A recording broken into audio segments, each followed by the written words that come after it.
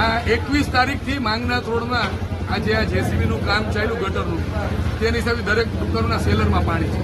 અમે ત્યારે પણ હાથ જોડીને કીધું, છેલ્લે એમ કીધું કે અમે જેસીબી આડું ભૂઈ જાઓ, એટલે અમે કંઈ નહીં થવા દે.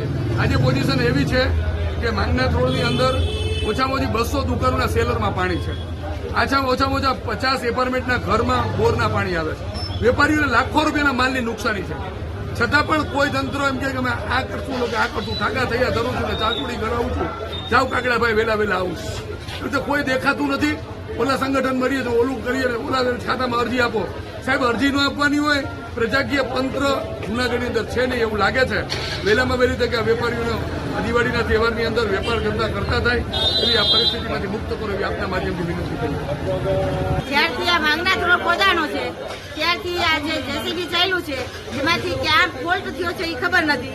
ગટરની લાઈન તૂટી ગઈ છે અને અમારા બોરમાં ગટરનું પાણી વહી ગયું છે.